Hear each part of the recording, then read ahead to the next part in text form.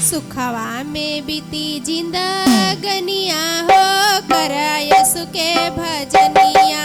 सुखवा में बीती जिंदगनिया हो करा यीशु का भजनिया।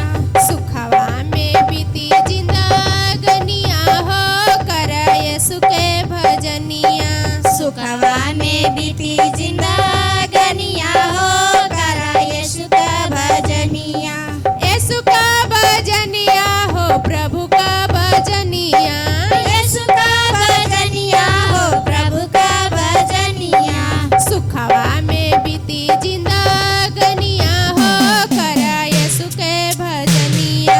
सुखवा में बीती जिंदगनिया हो करा यीशु का भजनिया। 38 वर्ष से रोगी पड़ल रहले। 38 बरस से रोगी पड़ल रहले। रोगी पड़ल रहले हो रोगी पड़ल रहले। रोगी पड़ल रहले हो रोगी पड़ल रहले। चंगा भइले प्रभु के चरनिया हो करा यीशु के भजनिया। चंगा भइले प्रभु के चरनिया हो करा यीशु के भजनिया। चंगा भइले यीशु के चरनिया हो करा यीशु के भजनिया। चंगा भइले प्रभु के चरनिया हो करा यीशु के भजनिया। सुखवा में बीती जिंदगनिया हो करा यीशु के भजनिया। सुखवा में बीती जिंदगनिया हो करा यीशु के भजनिया। यीशु के भजनिया हो प्रभु के भजनिया। यीशु के भजनिया हो प्रभु के भजनिया। यीशु के भजनिया हो प्रभु के भजनिया। यीशु के भजनिया हो प्रभु के भजनिया। सुखवा में बीती जिंदगनिया हो करा यीशु के भजनिया। सुखवा में बीती जिंदगनिया हो करा यीशु के भजनिया।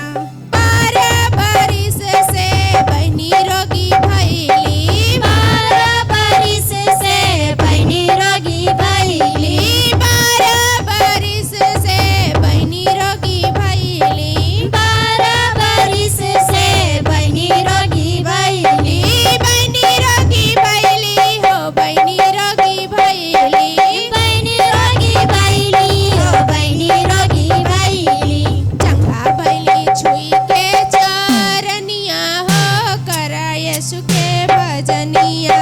चंगा भइली छुई के चरनिया हो करा यीशु के भजनिया। चंगा भइली छुई के चदरिया हो करा यीशु के भजनिया। चंगा भइली छुई के चदरिया हो करा यीशु के भजनिया। सुखवा में बीती जिंदगनिया हो करा यीशु के भजनिया। सुखवा में बीती जिंदगनिया हो करा यीशु के भजनिया। यीशु के भजनिया हो प्रभु के भजनिया। यीशु के भजनिया हो प्रभु के भजनिया। यीशु के भजनिया हो प्रभु के भजनिया। यीशु के भजनिया हो प्रभु के भजनिया। सुखवा में बीती जिंदगनिया हो करा यीशु के भजनिया। सुखवा में बीती जिंदगनिया हो करा यीशु के भजनिया। 4 दिनन से लाजर मरल रहले। 4 दिन से लाजर मरल रहले। 4 दिन से लाजर मरल रहले। 4 दिन से लाजर मरल रहले। लाजर मरल रहले हो लाजर मरल रहले। लाजर मरल रहले हो लाजर मरल रहले। जिंदा भइले सुनी के बचनिया हो करा यीशु के भजनिया।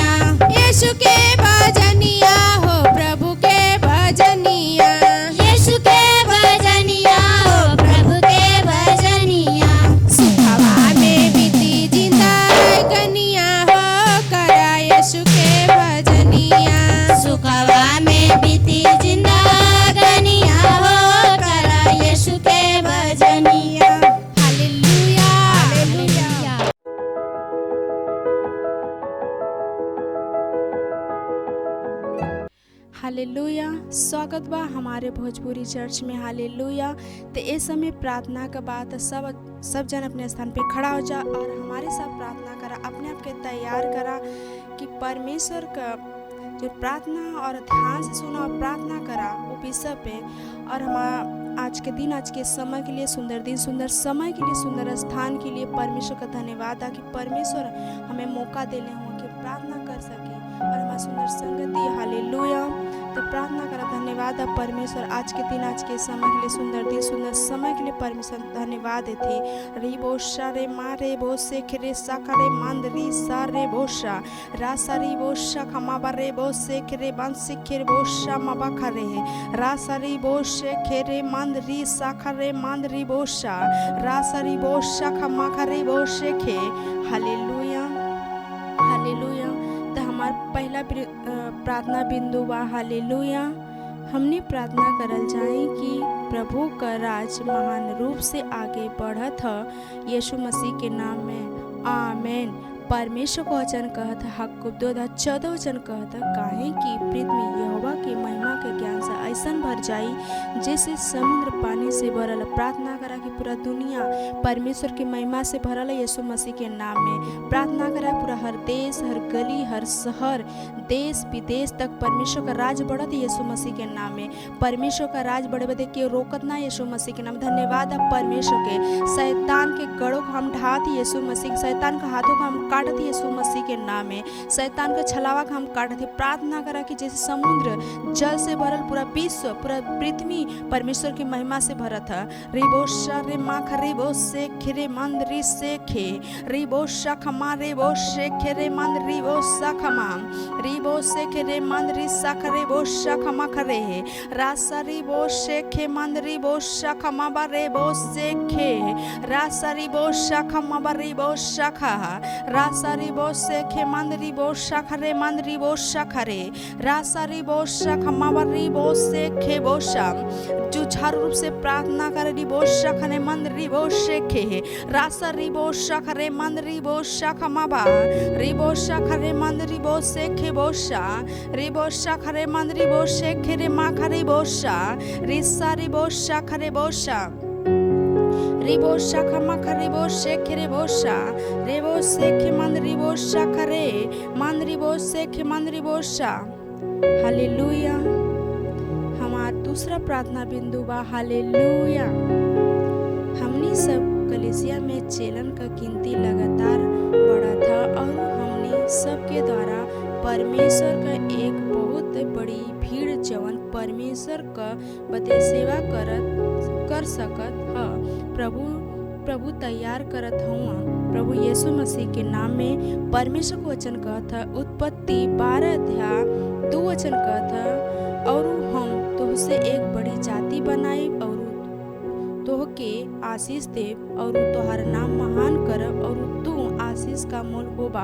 प्रार्थना करा, धन्यवाद परमेश्वर। रिबोशा खमा खरे बोशा रिबोशा खमांद रिबोशा खरे मंद के बोशा खमा बासा रिबोशे खेरे मान से खेरे मंद रिबोशा खमा रिबोशा खरे मंद के बोशा खमा खरे बोशा रिबोशा खमांद रिबोशे खेमा खरे बोशा खमा रिबोशे खेमांद रिबोशे खमा खरे बोशे खे रासा रिबोशा खमा बारी बोशे खे बोशा खरे मा बासा रिबोशे खे मंद रिबोशा खरे मा खरे बो रासा रिबोशा खरे मंद रिबोशा खमा बाशे खे रासा रिबोशा खमा बारी बोशे खे बोशा रिशा मा खरे बोशे खे मंद रिशे खे रासा रिबोशा खमा बारी बोशा खरे बोशा रासा रिबोशा खरे मंद रिखे बोशा खरे रासा रिबोशा खमा बारी बोशा खरे मा बासा रिबोशा खरे मंद रिशे खे बोशा खरे मा रोसे रिबोशा खमा बारी बोशा खमा खरे मंद रिबोशे खेरे रासा रिबोशा खमा बारी बोशे खे मंद रिबोशा रासा रिबोशे खे मंद रिबोशा खरे बोशा खमा रिबोशे खेरे मंद रिबोशा खरे बोशे रासा रिबोशा खमा खरे बोशा खरे रासा रिबोशा खमा बारी बोशे खे रिबोशा खरे मंद रिबोशा खमा खरे बोशा रिबोशा खरे मोशा। हालेलुया। हालेलुया। हमारा तीसरा प्रार्थना बिंदु बा हालेलुया। हमने प्रार्थना करल जाए कि हमरे परमेश्वर का सब काम करे बदे हमरे पास कौनो घटी कमी ना ह। सबके पूरा करे बदे चमत्कारी पैसा हमारे कलिसिया का पास बहुत तेजी से आवत ह। प्रभु यीशु मसीह के नाम में परमेश्वर वचन कहत है, यशायाह 60:5 कहत है, तब तू एके देखबा और तोहार मुख चमकी, तोहार हृदय थरथराई और खुशी से भर जाई, काहे कि समुद्र का सारा धन और जाति जाति का धन संपत्ति तो के मिली। प्रार्थना करा, परमेश्वर से प्रार्थना करा कि परमेश्वर का धन्यवाद है कि हमारे कलिसिया में कोनो चीज का घटी ना हुआ। यीशु मसीह के नाम में धन्यवाद है परमेश्वर। पूरा पश्चिम से परमेश्वर हर जाति आवत है यीशु मसीह के नाम में अपने धन संपत्ति के साथ परमेश्वर धन्यवाद थे, उत्तम भेंट के साथ परमेश्वर धन्यवाद। सब लोग आवत है यीशु मसीह के नाम में, हर जाति हर कुल हर भाषा के लोग आवत हो यीशु मसीह के नाम में। रिबो सखरे मान रिबो शखमा रिबो शखमा करे रिबो शखरे रिबो शखमान रिबो शेखरे मान रिबो सखमा रिबो शखरे मान रिबो शेखे मा शखरे रासा रिबो सखमा बा रिबो शेखे रिबोशा रिबो शेखे मान रिबो शखमा करे बोशा रिबो शेखे मान रिबो शेखे बोशा रिबो शेखे रे मा करे बोशा खमा करे बोशा रासा रिबो शेखे रे मान रिखे बोशा रिबो रासा रिबो सखमा बा रिबो सखरे के मान रि शेखे बोशा रिबो रासा रिबो सखमा बा रिबो शखरे माखा रिबो शेखे मान रिबो सखमा करे मान रिबो शा रिबो शेखे रे मान रिबो शखरे माखा रिबो शेखे मान रिबो शखरे बो शखरे रासा रिबो शा। हालेलुया। तो अपने स्थान पे खड़ा रहा और अपने आप के तैयार करा ए समय स्तुति और आराधना का। हालेलुया।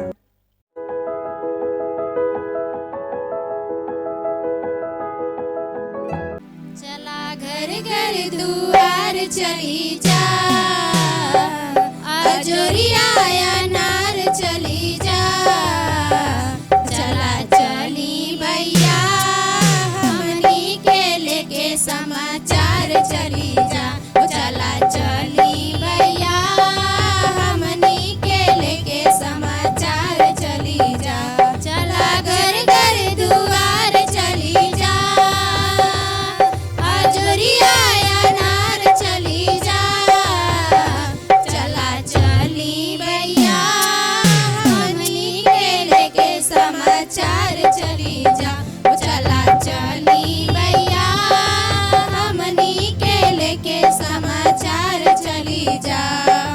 मत्ती 28 में दियले आदेश बा, मत्ती 28 में दियले आदेश बा, सबके सुनावे खातिर प्रभु के संदेश बा, सबके सुनावे खातिर प्रभु के संदेश बा, जग में ज्योति जलावे चली जा, जावा बाटे अनार चली जा, चला चली भैया हमनी के लेके समाचार चली जा, चला चली भैया हमनी के लेके समाचार चली जा, चला घर घर दुआर चली जा,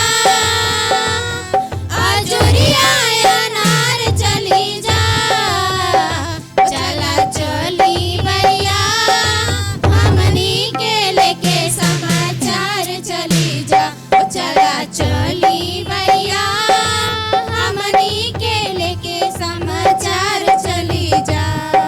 सबसे जरूरी बाटे प्रभु जी के काम हो, सबसे जरूरी बाटे प्रभु जी के काम हो, सबके वो जान जाई यीशु जी के नाम हो, सबके वो जान जाई यीशु जी के नाम हो, बटे जावा अनार चली जा, दुख दर्द मिटावे चली जा, चला चली भैया हमनी के लेके समाचार चली जा, चला चली भैया हमनी के लेके समाचार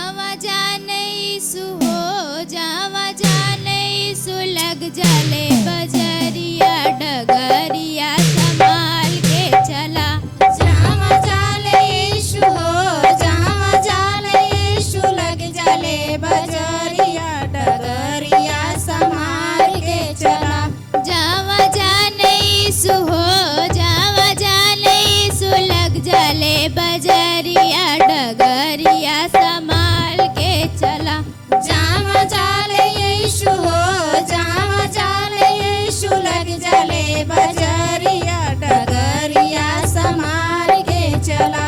चेता चेता बहुत चेता नाता बाइबल पढ़ के देखा। चेता चेता या बहुत चेता नाता बाइबल पढ़ के देखा। चेता चेता बहुत चेता नाता बाइबल पढ़ के देखा। चेता चेता या बहुत चेता नाता बाइबल पढ़ के देखा। तो के मिल जइहे हो तो के मिल जइहे यीशु के संगतिया डगरिया संभाल के चला।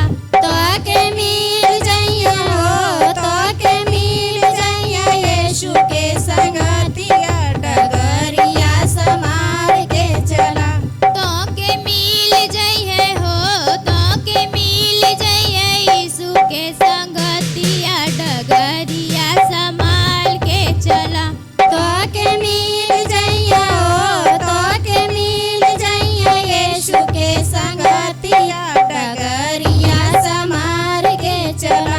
जावा जाने यीशु हो जावा जाने यीशु लग जाले बजरिया डगरिया संभाल के चला। जाव जाले यीशु हो जाव जाले यीशु लग जले बजरिया डगरिया संभाल के चला। यीशु पर विश्वास लावा अपन जीवन बचावा। यीशु पर विश्वास लावा अपन जीवन बचावा। यीशु पर विश्वास लावा अपन जीवन बचावा। यीशु पर विश्वास लावा अपन जीवन बचावा। लहू से धो लेता हो लहू से धो लेता पाप के गठरिया डगरिया संभाल के चला। लहू से धो लेता हो लहू से धो लेता पाप के गठरिया डगरिया संभाल के चला। लहू से धो लेता हो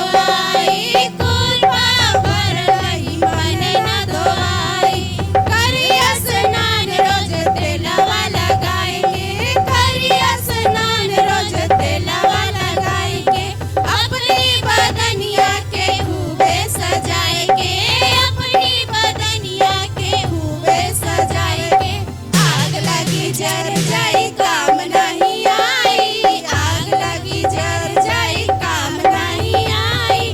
कुल पाप भरलही मने न धोआई, कुल पाप भरलही मने न धोआई।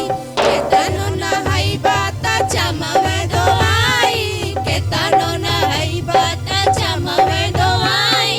कुल पाप भरलही मने न धोआई, कुल पाप भरलही मने न धोआई।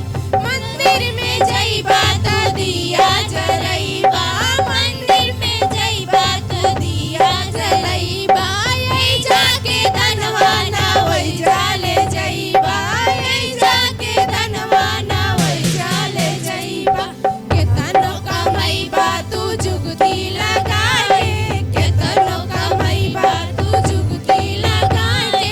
कुल पाप भरलही मने न धोआई, कुल पाप भरलही मने न धोआई। केतनो नहाइबा त चमवे धोआई, केतनो नहाइबा त चमवे धोआई। कुल पाप भरलही मने न धोआई, कुल पाप भरलही मने न धोआई। अखिया के खोल देखा ईश्वर के राज में, अखिया के खोल देखा ईश्वर के राज में। ओ नहीं के देख के जाइल जाई राज में, ओ नहीं के देख के जाइल जाई राज में। अनुग्रह के धनवा के केहू न चुराई, अनुग्रह के धनवा के केहू न चुराई। कुल पाप भरलही मने न धोआई, कुल पाप भरलही मने न धोआई। केतनो नहाइबा त चमवे धोआई, केतनो नहाइबा त चमवे धोआई। कुल पाप भरलही मने न धोआई, कुल पाप भरलही मने न धोआई। कुल पाप भरलही मने न धोआई। हालेलुया। जइया से अइली सुतुअरी सरनिया गिनाइयो गइले ना, हो गिनाइयो गइले ना। हमसे ही तया नहीं तवा गिनाइयो गइले ना। हमसे ही तवा घिनाइयो गइले ना, हमसे ही तया नहीं तवा गिनाइयो गइले ना। हमसे ही तवा घिनाइयो गइले ना। जइया से अइली सुतुअरी सरनिया गिनाइयो गइले ना, हो गिनाइयो गइले ना। हमसे ही तया नहीं तवा गिनाइयो गइले ना। हमसे ही तवा घिनाइयो गइले ना। हमसे ही तया नहीं तवा गिनाइयो गइले ना। हमसे ही तवा घिनाइयो गइले ना। गाँवा गिनैले हमसे टोलवा परोसवा, गाँवा घिनैले हमसे टोलवा पड़ोसवा। गाँवा गिनैले हमसे टोलवा परोसवा। गाँवा घिनैले हमसे टोलवा पड़ोसवा। गिनाइयो गइले ना, हो गिनाइयो गइले ना। हमसे कुल परिवारवा गिनाइयो गइले ना। हमसे कुल परिवारवा घिनाइयो गइले ना। हमसे कुल परिवारवा गिनाइयो गइले ना। हमसे कुल परिवारवा घिनाइयो गइले ना। जइया से अइली सुतुअरी सरनिया गिनाइयो गइले ना, हो गिनाइयो गइले ना। हमसे ही तया नहीं तवा गिनाइयो गइले ना। हमसे ही तवा घिनाइयो गइले ना। हमसे ही तया नहीं तवा गिनाइयो गइले ना। हमसे ही तवा घिनाइयो गइले ना। हमसे गिनैले संग भइयो भतीजवा। हमसे घिनैले संग भाइयो भतीजवा। हमसे गिनैले संग भइयो भतीजवा। हमसे घिनैले संग भाइयो भतीजवा। गिनाइयो गइले ना, होगी नहीं हो गईले ना हमसे टोलवा परोसवागी नहीं हो गईले ना हमसे टोलवा पड़ोसवागी नहीं हो गईले ना हमसे टोलवा परोसवागी नहीं हो गईले ना हमसे टोलवा पड़ोसवागी नहीं हो गईले ना जइया से अइली सुतुअरी सरनी आगे नहीं हो गईले ना होगी नहीं हो गईले ना हमसे ही तया नहीं तवागी नहीं हो गईले ना हमसे ही तवागी नहीं हो गईले ना हमसे ही तया नहीं तवागी नहीं हो गईले ना हमसे ही तवागी नहीं हो गईले ना जाम गईली गिनैले सब लोगवा जहाँ हम गईली गिनैले सब लोगवा जाम गईली गिनैले सब लोगवा जहाँ हम गईली गिनैले सब लोगवा गिनीत बैले ना ओ गिनीत बैले ना निज हमरो भवनवा गिनीत बैले ना निज हमरो भवनवा गिनई हो गईले ना निज हमरो भवनवा गिनई हो गईले ना निज हमरो भवनवा गिनई हो गईले ना जइया से अइली सुतुअरी सरनिया गिनई हो गईले ना हो गिनई हो गईले ना हमसे ही तया नहीं तवागी नहीं हो गईले ना हमसे ही तवागी नहीं हो गईले ना हमसे ही तया नहीं तवागी नहीं हो गईले ना हमसे ही तवागी नहीं हो गईले ना प्यारे मसीहा जी से कोई नहीं अरजिया प्यारे मसीहा जी से कईली अरजिया प्यारे मसीहा जी से कोई नहीं अरजिया प्यारे मसीहा जी से कईली अरजिया की शांति बैले ना हो की शांति बैले ना प्रभु बाड़े मोरे संगवा की शांति बैले ना प्रभु बाड़े मोरे संगवा की शांति भइले ना प्रभु बाड़े मोरे संगवा की शांति बैले ना प्रभु बाड़े मोरे संगवा की शांति भइले ना जइया से अइली सुतुअरी सरनिया गिनई हो गईले ना होगी नहीं हो गईले ना हमसे ही तया नहीं तवागी नहीं हो गईले ना हमसे ही तवागी नहीं हो गईले ना हमसे ही तया नहीं तवागी नहीं हो गईले ना हमसे ही तवागी नहीं हो गईले ना हालेलुया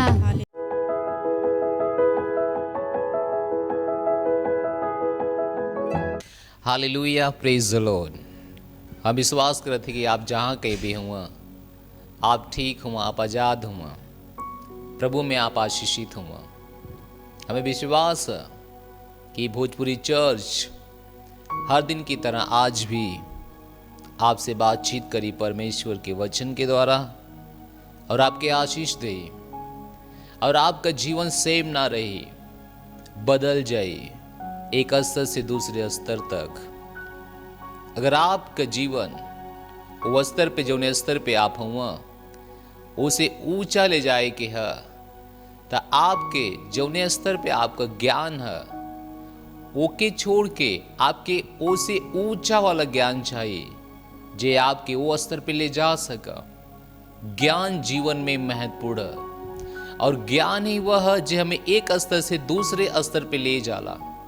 तो हम परमेश्वर को धन्यवाद देते ला कि परमेश्वर के द्वारा वो ज्ञान जे आज हम सब के पास आए, जे हमके आपके उन सब के जे के देखी एक स्तर से दूसरे स्तर पे ले जाए बदे काफी है।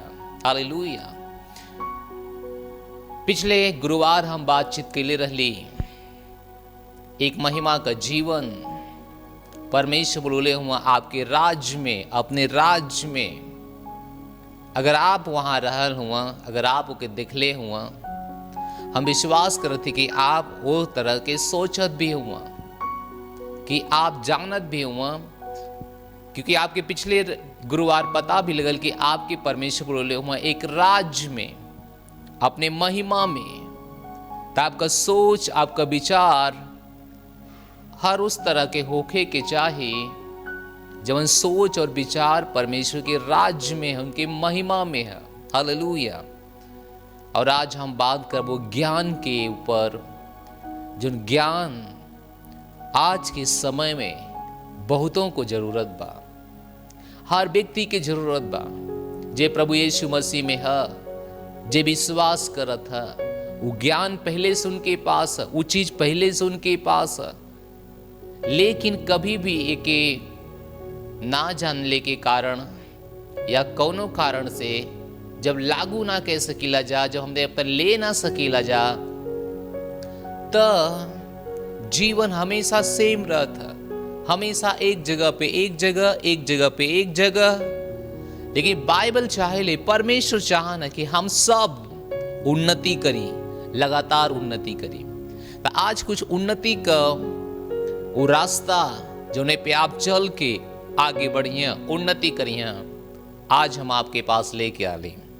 हम विश्वास करत हिला कि ये रास्ता जे कोई भी अपनौला, महान जीवन, सामर्थ्य जीवन, उन्नति का जीवन, बीमारी से ऊपर का जीवन, गरीबी से ऊपर का जीवन लगातार जियत आगे बढ़ गया। लेकिन जे कोई ना अपनौला, ओकर आत्मा हमेशा मसीह में निराशा का सामना कैला, परेशानी का सामना कैला, कमजोरी दुर्बलता का सामना कैला। लेकिन जे कोई वो चीज अपने जीवन में लागू कैला, ओकर जीवन सेम ना रहा, महान रूप से आगे बढ़ल। और आज हम बात करब अन्य भाषा के बारे में। हालेलुया। अन्य भाषा जे कि बहुत से लोगन के उलझन में डालाला, बहुत से मसीह भी, बहुत से पास्टर लोग भी एकरे बारे में कंफ्यूज हुआ। हमेशा उ ना समझ सकने की का हो, कभी भी ना। शायद उस 10 साल से भी सेवकाई करत हूं, लेकिन एकरे बारे में कभी भी फोकस ना कीना। लेकिन अन्य भाषा परमेश्वर की एक वरदान है, हर विश्वासी के पास एक पहचान है। बाइबल के लिए जे विश्वासी है, ओकरे पास वो हो अन्य भाषा। वो बात करी, वो मन बोली, जब वो मनु बोली, जब वो मनु प्रार्थना करी, ये आत्मा के स्तर में प्रार्थना है। जब आत्मा के स्तर में हम और आप प्रार्थना करीला, जीवन के महान रूप से ये आगे ढकेल देला। हालेलुया। कि बाइबल के लिए परमेश्वर आत्मा हुआ, और हर व्यक्ति के उनके पास आओ वाला के आत्मा हो चाहिए, आत्मिक हो चाहिए, आत्मा के स्तर में रहे चाहिए, आत्मिक निगाह से देखे चाहिए। Praise the Lord. हालेलुया। तब आपके लिए वचन पढ़ो ताकि आप संदेह ना करें कि ये आपके पास ना है। हम कहते सबके पास है, लेकिन कुछ लोग कहना ये हमारे पास ना है, शायद एक वरदान है, शायद हमारे पास ना है, शायद हमके ना वाला। लेकिन बाइबल कहले हर एक के पास है। मरकुस 16 अध्याय ओकरे 17 वचन में, मरकुस 16 अध्याय 17 वचन में यहां पे लिखल है, विश्वास करे वाले में, पड़ोसी का विश्वास करे वाले में, जी विश्वास करे वाले में ये चिन्ह हुई कि हमारे नाम से दुष्टात्मा की निकलियां और नई नई भाषा बोलियां। हालेलुया। नई नई भाषा बोलियां। हम एक दूसरे वर्जन से पढ़ा थिला जहां पे आपकी पूरी तरह समझ में आ जा। यस से वहां पे लिखल जे विश्वास कैला उन्हें अद्भुत चमत्कार चिन्ह दिखावे के क्षमता सामर्थ प्रदान कैल गल। हमरे नाम में, यीशु कहना कि हमरे नाम में दुष्ट आत्मा निकाले हुए तैयार कैल गई ना, और वे अन्य भाषा में बात करे बदे तैयार कर गई ना। हालेलुया। बल्कि अन्य भाषा में बात करी हैं। जे कोई विश्वास करी, विश्वास करे में ये चिन्ह, विश्वास करे वाले में ये चिन्ह, ये पहचान, ये पहचान, ये पहचान कि वो अन्य भाषा बोली, वो अन्य भाषा में बात करी। Praise the Lord. The confusion हम सबके जीवन से हट जाए चाहिए, क्योंकि हम सब कभी कभी अपने भावना से आगे बढ़ीला मसीह में, लेकिन हम सब के पास परमेश्वर का चेतना है, वचन है, विचार है, इच्छा है। हम सब देख सकीला कि परमेश्वर की इच्छा हमरे बदे का हो। बल्कि जे विश्वास करी, जे विश्वास करी वो अन्य भाषा में बात करी, अन्य भाषा में वो दुष्ट आत्मा निकाली, वो अन्य भाषा में बात करी के जे विश्वास करी। तो अगर आप विश्वास करना, और हमें विश्वास है कि आप विश्वास करना, हमें पता कि आप विश्वास करना, आप अन्य भाषा में बोल शुरुआत कर, बल्कि लेके आप शुरुआत करिए। ये उनके अंदर एक पहचान है। हर कोई जो विश्वास करी उसके अंदर एक पहचान हुई, वे अन्य भाषा में बात करी, वे अन्य भाषा में बोली, वे अन्य भाषा में बात करी। Praise the Lord. Hallelujah, hallelujah. अब सवाल है, इसे का हुई? बहुत से लोग एकरे फायदे के बारे में ना जानना। जो एकरे फायदे के बारे में आप ना जानिए, कभी भी आप एक बोले के एक अंदर प्रार्थना करे कभी इच्छा ना रखिए। एकरे फायदा के बारे में जाने की हुई, ये आपके लिए का करी? तो मैं विश्वास है कि आप क्लियर हुआ, आपके पास कोनो संदेह ना है। अगर आप विश्वास करत हुआ तो परमेश्वर के ही आपके अंदर एक अनुग्रह डालल गल, एक वरदान डालल गल कि आप अन्य भाषा में बोली हैं, आप अन्य भाषा में बोली हैं। Praise the Lord. आप अन्य भाषा में बोली हैं। हालेलुया।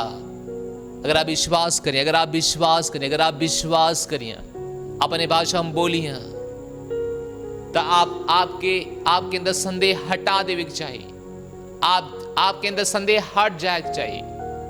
उदाहरणा जो सालों से अंदर आपके डाल गला वो हट जाए के चाहिए। आपके अंदर एक नई धारा पैदा करे के चाहिए। वो है कि अगर आप विश्वास करते हो तो आपके पास ही पहचान है कि आप अन्य भाषा में बोली हैं, आप अन्य भाषा में बात करी हैं। ये आपके पास पहचान है, ये आपके पास पहचान है, ये आपके पास पहचान है। Praise the Lord. हालेलुया। ये आपके पास पहचान है, ये आपके पास पहचान।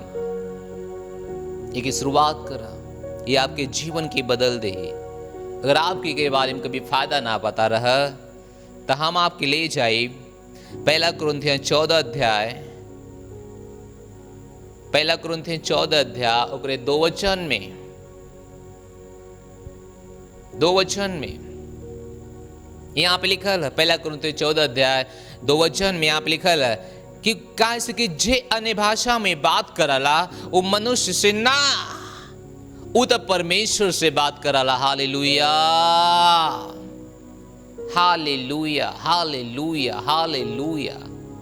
जे कोई अन्य भाषा में बात करला वो मनुष्य से ना, जे कोई अन्य भाषा में प्रार्थना करला वो मनुष्य से ना, वो तो परमेश्वर से बात कराला। Praise the Lord, praise the Lord. बहुत से लोगों के पास एक सवाल है कि हम परमेश्वर से बात कैसे करें? बाइबल के लिए अन्य भाषा बोल के, अन्य भाषा बोल के। जब आप अन्य भाषा बोली हैं, जब आप अन्य भाषा बोली हैं, आप परमेश्वर से बातचीत करिए। आपका बातचीत, आपका कनेक्शन परमेश्वर से जुड़ जाए। परमेश्वर बोलिए, आप सुनिए, आप बोलिए, परमेश्वर सुनिए।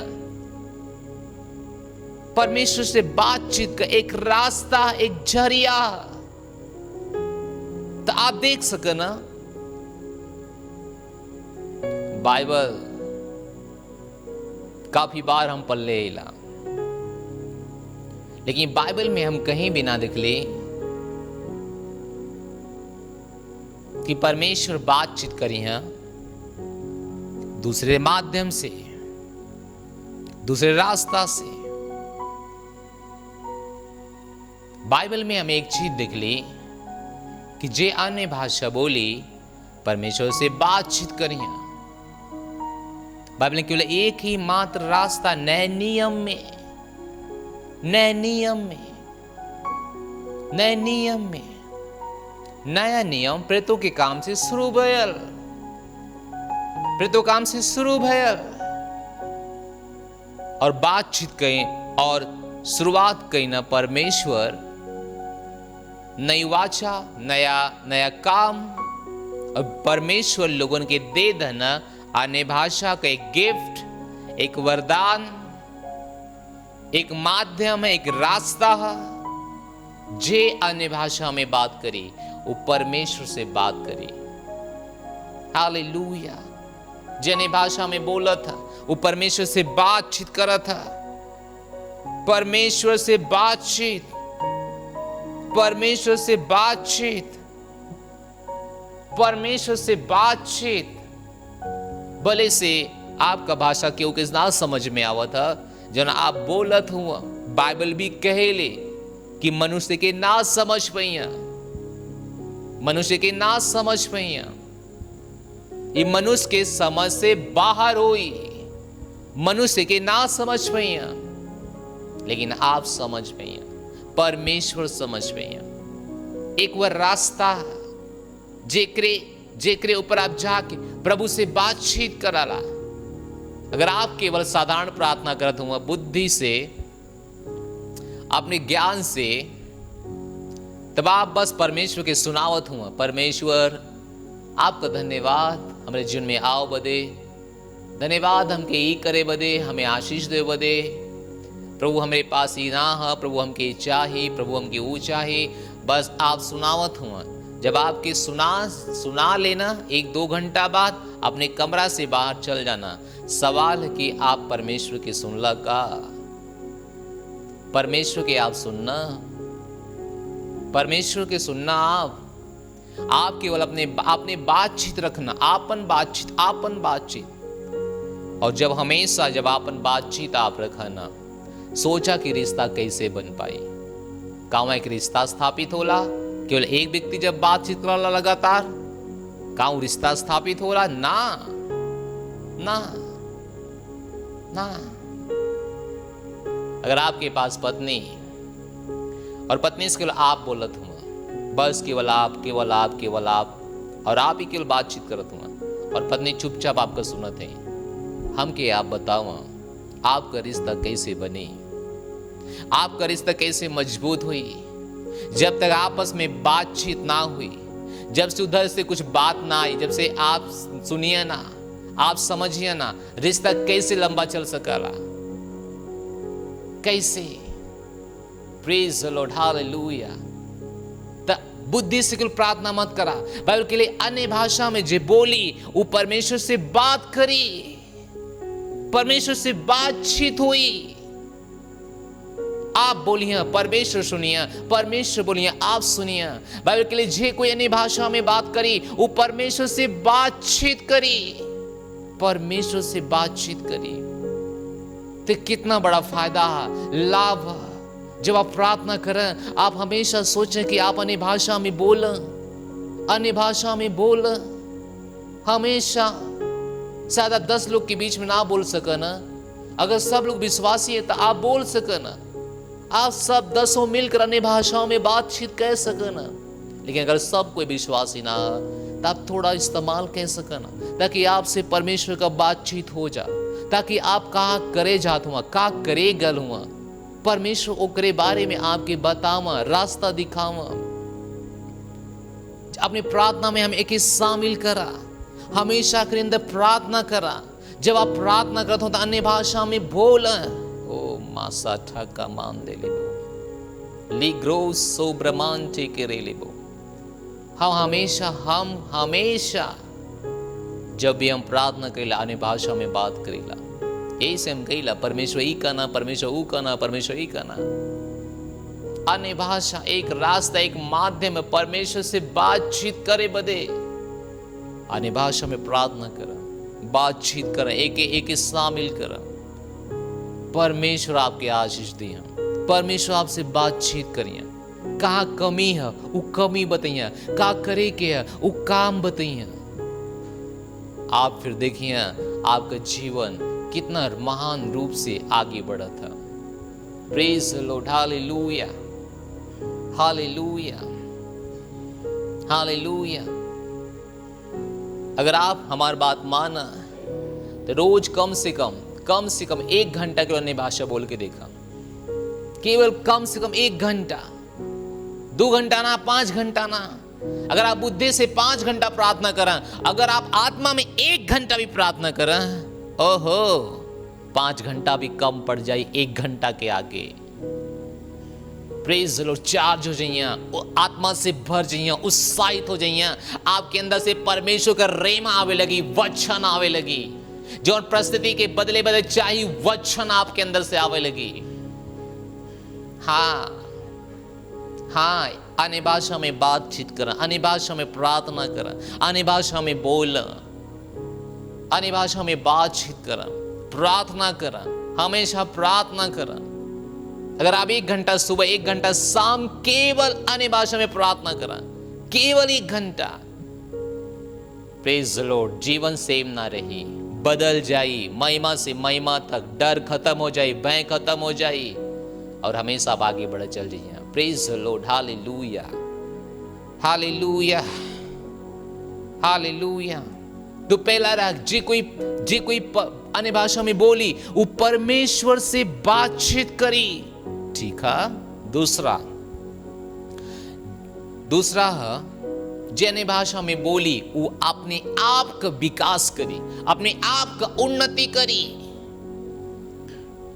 वही अध्याय 1 कुरिन्थियों का 14 अध्याय 4 वचन देखा, यहां पे क्या लिखल है, जो कोई अन्य भाषा में बात करी वो आपन ही उन्नति करी। हालेलुया, आपन ही उन्नति करी, आपन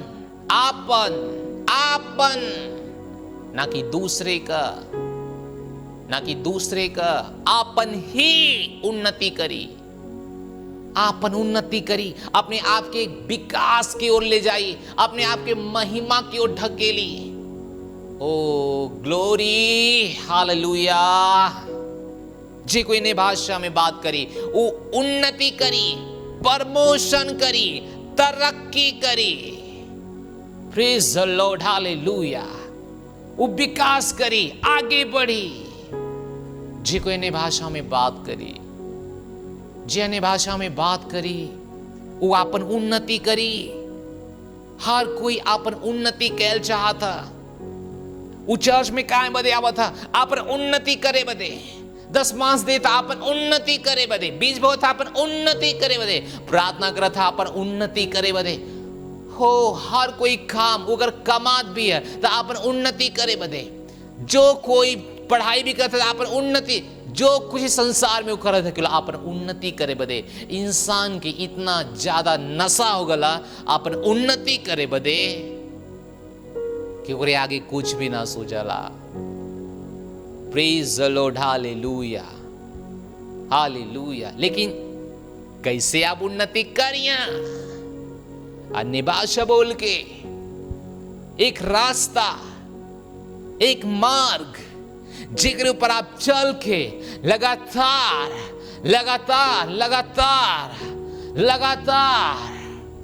आपन प्रमोशन करिया, उन्नति करिया। हे का आपके अपन उन्नति करे के है, का आपके अपन प्रमोशन करे के है।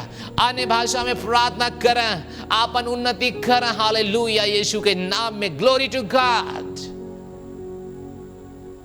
ग्लोरी टू गॉड,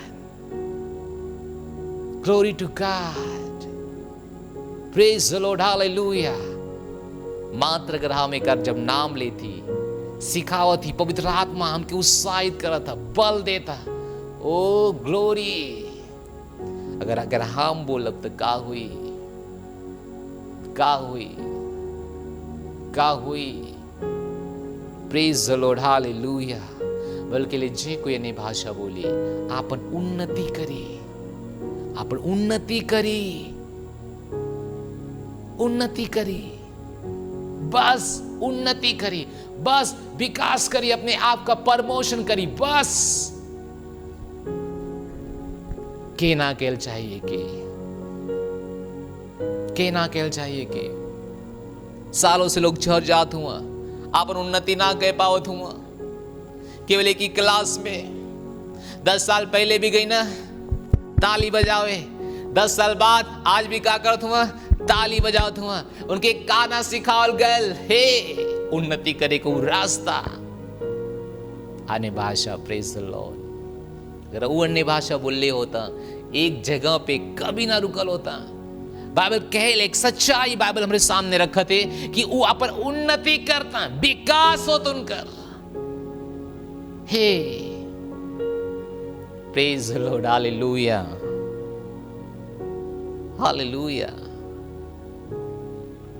हमारे उन्नति पे सबके ऊपर शान है, क्यों के बिना समझ में आवा था कि बार उन्नति कैसे होता। सब क्यों के जानल चाहता, अजय कैसे उन्नति कर रहा है, अजय कैसे आगे बढ़ रहा है। Praise the Lord, praise the Lord, hallelujah, hallelujah. केवल अन्य भाषा बोल के आज हम बहुत पहले से कुछ कम हो गए अन्य भाषा में प्रार्थना कर, क्योंकि आज अपने आप के हम बहुत व्यस्त कह दिली। ये मीटिंग, ये राज्य से वो राज्य, ये शहर से वो शहर, ये मीटिंग से वो मीटिंग।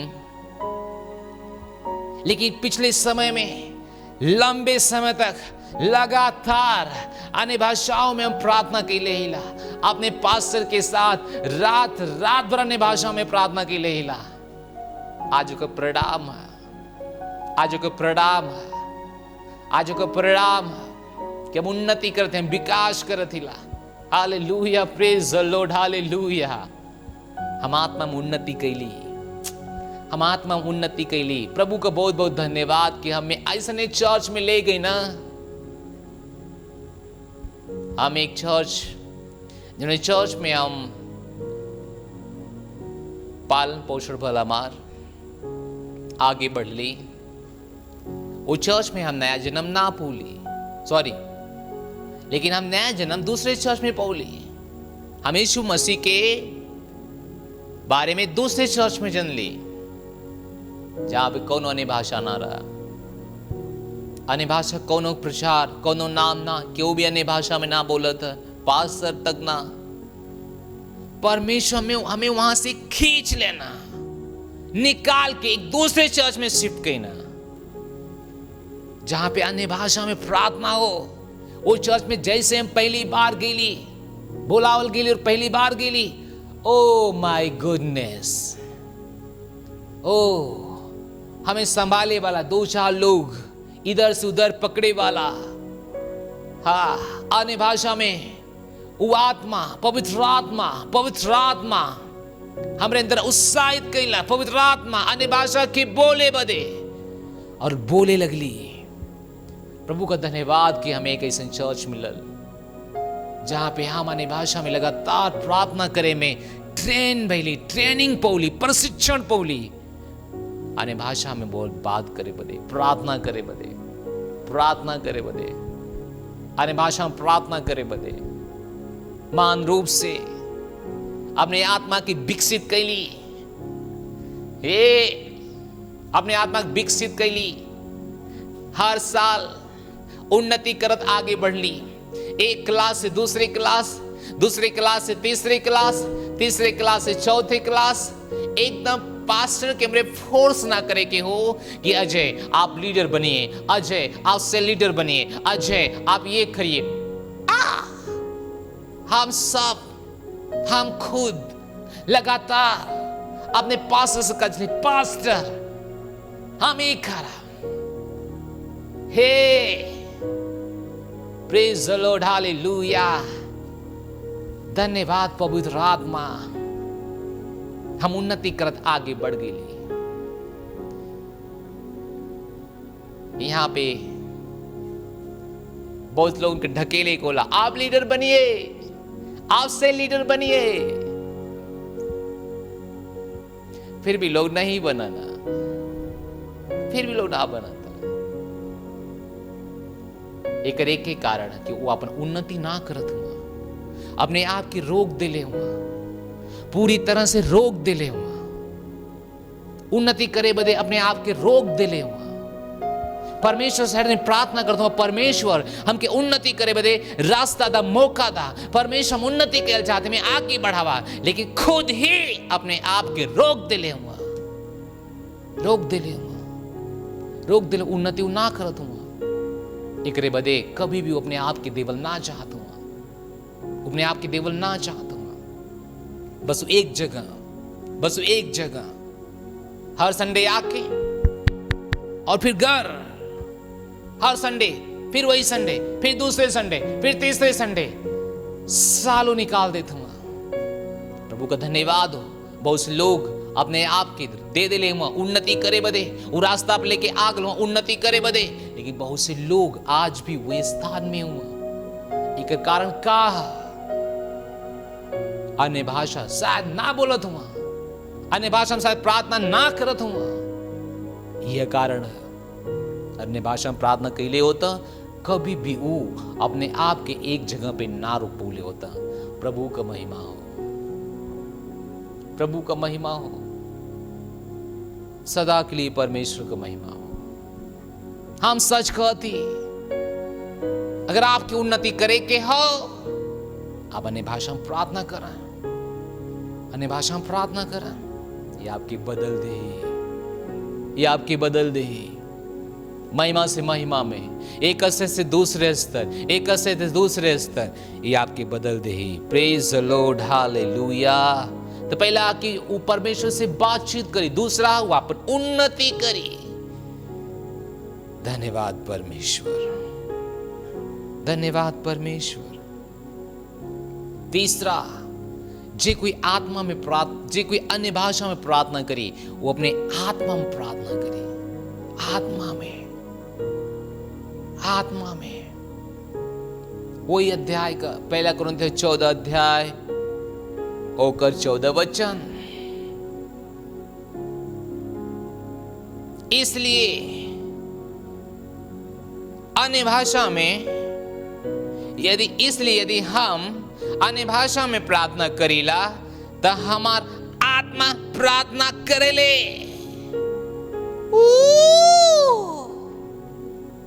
Glory to God. अगर हम अन्य भाषा में प्रार्थना करेला, तो हमार आत्मा प्रार्थना करेले। हमार आत्मा, हे परमेश्वर आत्मा हुआ, और मनुष्य भी एक आत्मा जे इस शरीर में डालल गया। बाइबल कहे जब परमेश्वर ने आदम के बनौना, तो आदम के अंदर जीवन का सांस, जीवन का आत्मा फूंक देना, और आदम जीवित प्राणी बन गए।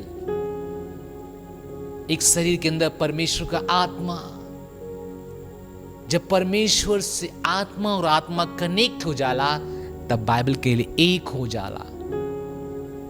एक हो हे, एक ग्लोरी टू गॉड, हालेलुया। एक बल्कि जिन भाषा में बात करी, ओकर आत्मा प्रार्थना करी, आत्मा। इससे कोनो ना फर्क पड़ला कि शरीर के साथ का होता, लेकिन आत्मा प्रार्थना करता, परमेश्वर कनेक्ट हो गया। Praise the Lord, hallelujah. जब आत्मा प्रभावशाली होता, जब आत्मा शक्तिशाली होता, शरीर ऑटोमेटिक शक्तिशाली हो जाए। Hallelujah, hallelujah. जब आत्मा प्रार्थना करता, बल्कि जब अन्य भाषा में प्रार्थना करेला, तो हमार आत्मा प्रार्थना करेले, हमार आत्मा प्रार्थना करेले। आत्मा आत्मा। बाइबल के लिए रोमियो 8:26 हमके ना पता प्रार्थना कैसे करे चाहिए, परंतु आत्मा आए आए आए और कराहे भर भर के हमसे प्रार्थना करावेले। हे हमसे प्रार्थना करावेले। हमके ना पता कौन विषय प्रार्थना करे चाहिए। जब अन्य भाषा हम बोलीला तो आत्मा हर विषय के मेरे सामने लेके आवेले। हमके ना पता कि कौन विषय प्रार्थना करे चाहिए, लेकिन आत्मा, praise the Lord, hallelujah hallelujah hallelujah. आत्मा आत्मा, हालेलुया। पवित्र आत्मा को उपस्थिति हमारे अंदर। ओ धन्यवाद पवित्र आत्मा, धन्यवाद पवित्र आत्मा। Glory to God. धन्यवाद पवित्र आत्मा, धन्यवाद। ओ हे ग्लोरी टू गॉड। आत्मा, हमें ना पता कि प्रार्थना कैसे चाहिए। जब अन्य भाषा बोल लेते आत्मा आत्मा आत्मा, आप ही आहे के साथ कराहे के साथ प्रार्थना कराओ था। ओ प्रेज द लॉर्ड। परमेश्वर मा चरवाऊ कोनो घटी ना। Hallelujah hallelujah. आत्मा आत्मा आत्मा प्रार्थना करे ले, आत्मा आगे बढ़े ले, आत्मा जवाब दे ले। ये बदे आप क्या भाषा में प्रार्थना करे कि चाहिए आत्मा के साथ। 15 वचन। अतः हमें क्या करे कि चाहिए? आत्मा से भी प्रार्थना करे कि चाहिए और बुद्धि से भी। आत्मा से भी गाओ चाहिए और बुद्धि से भी। हमें आत्मा से प्रार्थना करनी चाहिए और बुद्धि से भी। देखा बाइबल के लिए हमें बुद्धि से और आत्मा से।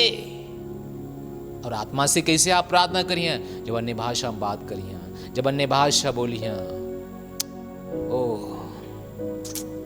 Hallelujah hallelujah. रिशाटा मांदेले बोशा कराबा लेग्रोन जाता कबा रेलेबो सोब्र मांदे के रेलेबो लेक्रा सोब्र मांदे के रेलेबो सोब्र रासाता का मांदो लिग्रोन जारा क्रोन जे लेके रेबो साता का मांदे रेलेबो साता का मांदे रेलेबो साता का मांदे रेलेबो साकाबारे।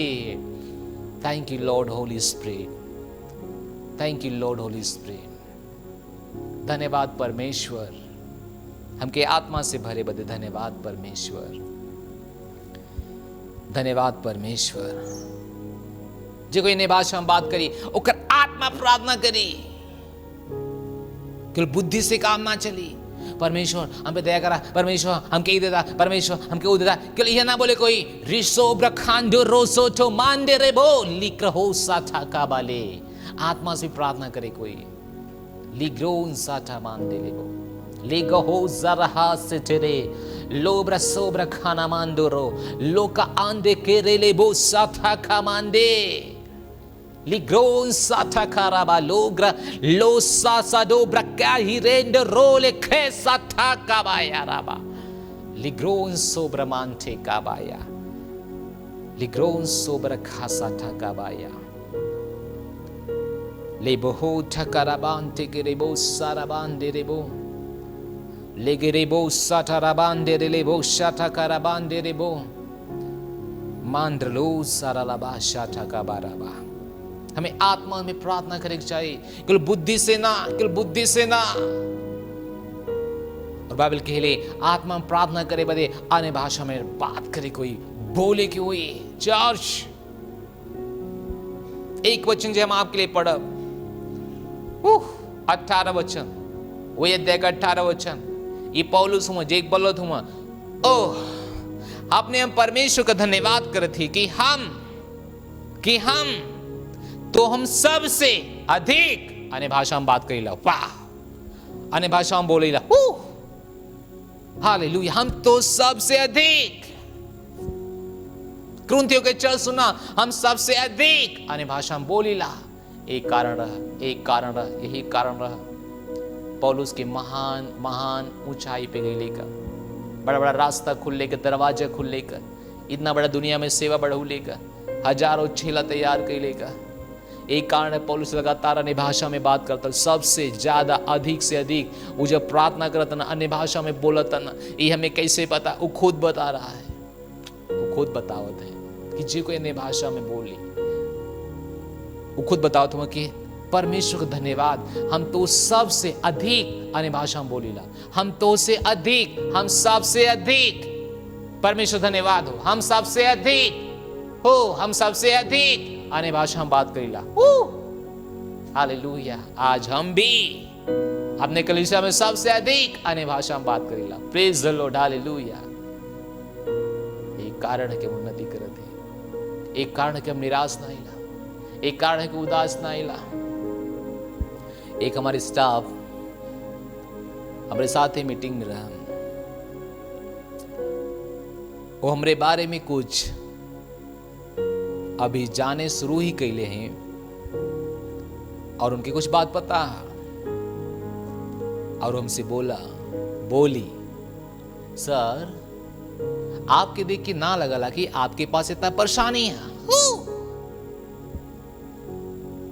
आपके देख के ना लगला कि आपके पास परेशानी है, कभी भी ना लगा था। हम कल प्रभु का धन्यवाद, हम कभी जाहिर ना हो देला कि हमने अंदर कोनो परेशानी है, आसपास कोनो परेशानी है, कुछ लड़ाई लगल है, आहा उत्साहित रहिला काहे बदे अन्य भाषा में प्रार्थना करीला। Hallelujah, hallelujah. अन्य भाषा में प्रार्थना करीला, हमारा आत्मा खुश उत्साहित। बाइबल कहले अगर अंदर से उत्साहित है, अगर आत्मा आनंदित है, शरीर ऑटोमेटिक आनंदित हो जाए। आत्मिकता भौतिकता के नियंत्रण में रखाला। अगर आत्मा में कुछ भी आप नियंत्रण कर ले हुआ, संसार में वो नियंत्रण में आ जाइए। यीशु मसीह के नाम में सब कुछ आत्मा में शुरू होला। पहले अंदर फिर बाहर, पहले अंदर फिर बाहर। हे परमेश्वर, हे परमेश्वर, हम चाहते कि पकड़ा एक मेरे बात करे बदे, मैं बोले बदे, ताकि आपका जीवन महिमा से में बदल जा, महिमा से में बदल जा। चर्च कभी भी आप के हल्के मत ला। जी हम आपकी सिखावत ही एक ऊपर काम करा, केवल काम करा, केवल 3 महीना लगातार अन्य भाषा बोल के देख लें। 1 घंटा सुबह में, 1 घंटा शाम में। आप देखा आपका जीवन सेम ना रही। आप देखा आप बदल जाइए, आप बदल जाइए। आप प्रार्थना करा वाला ना, आप प्रार्थना करे वाला हो जाइए। आपका शोक आनंद में बदल जाए, गरीबी अमीरी में बदल जाए। सब कुछ आपके आसपास बेहतर होने लगी। हालेलुया। प्रभु यीशु मसीह के नाम में महिमा हो। Hallelujah, hallelujah. हमारा समय हो गया, नहीं तो आपके पास और कुछ रहा, लेकिन हमारा समय समाप्त है। हम परमेश्वर धन्यवाद देथिला कि आज आप उत्साहित हुआ, हर बात सीखले हुआ। जे आप सीखना उसके द्वारा परमेश्वर आपके आशीष दिए। हम स्वागत के चाहत हिला वो सब का जे कोई हमें पहली बार देखा था, हम आपको प्रभु में स्वागत के चाहत हिला। अगर आप विश्वास करिए यीशु मसीह में, आपका जीवन सेम ना रहे, बदल जाए। का हमारे पीछे एक प्रार्थना कह सके ना, अपन आंख बंद करके हमारे पीछे दोहरा सके ना, जब हम बोलत थिला, बोला हे पिता परमेश्वर, हम आपके पास आवत हैं यीशु मसीह के नाम में, आमीन। आपका वचन कहाला जे कोई प्रभु का नाम ले ही उद्धार पाए। अपने मुंह से हम अंगीकार करते और हृदय से हम विश्वास करते। आज से अब यहीं से यीशु मसीह हमारे जीवन का स्वामी हुआ और प्रभु हुआ। हम अपने जीवन में अनंत जीवन के ग्रहण करथिला। हम घोषणा करथिला कि हम बच गलीला, हमारा नया जन्म हो गल है। आज से जे हमरे अंदर है वो महान है, जे संसार में है उसे महान हमरे अंदर है। हमरे अंदर परमेश्वर का जीवन है, यीशु मसीह के नाम में आमीन। बधाई हुआ, प्रभु में आप नया जन्म बोले हुआ। प्रभु में आप कैसे आगे बढ़िए, स्क्रीन पे हमारा नंबर है, हमें जरूर संपर्क करें। हमें खुशी हुई आपसे बातचीत करके। इस समय हम भेंट का अपन उत्तम भेंट, परमेश्वर का भेंट, बीज, पार्टनरशिप, दशमांश, अगर आपके लगला कि आप केवल ऑनलाइन देखत हो तो आपके ना करे के चाहिए, लेकिन ये बहुत जरूरी है कि आपके करे के चाहिए। परमेश्वर आपके आशीष दिए। हालेलुया। तो इस समय हम भेंट का, दशमांश का, पार्टनरशिप का और परमेश्वर के सम्मान देने का, स्क्रीन पे आपके बार कोड आई, अकाउंट डिटेल्स आई, आप ओकर इस्तेमाल कर सकला। या जौने सेंटर या सेल में आप हुआ, जहाँ भी आप हुआ, आप इस्तेमाल कर सकला। प्रभु आपके आशीष दें, जल्दी मिल जाइए। यीशु करो हमारी भेंट गरहनवा, जो आई तोहरे समनवाना। यीशु करो हमारी भेंट गरहनवा, जो आइल तोरे समनवाना। यीशु करो हमारी भेंट गरहनवा, जो आई तोहरे समनवाना। यीशु करो हमारी भेंट गरहनवा,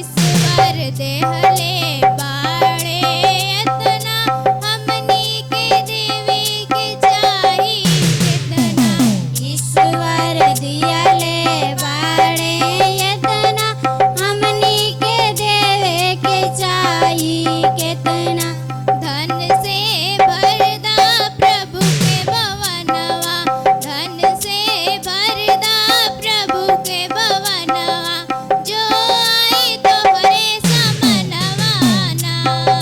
धन से भरदा प्रभु के भवनवा, जो आइल तोरे समनवाना। यीशु करो हमरी भेंट गरहनवा, जो आई तोहरे समनवाना। यीशु करो हमारी भेंट गरहनवा, जो आइल तोरे समनवाना। जब तू देबा दसवांश, आशीष पइहे तोरो बंश। जब तू देवा दसवांश, आशीष पाइए तोरो वंश। जब तू देबा दसवांश, आशीष पइहे तोरो बंश। जब तू देवा दसवांश, आशीष पाइए तोरो वंश। सत्य माना प्रभु के वचनवा, सत्य माना यीशु के वचनवा, जो आई तोहरे समनवाना। सत्य माना यीशु के वचनवा, जो आइल तोरे समनवाना। यीशु करो हमरी भेंट गरहनवा, जो आई तोहरे समनवाना। यीशु करो हमारी भेंट गरहनवा, जो आइल तोरे समनवाना। Hallelujah. Hallelujah. Praise the Lord, hallelujah.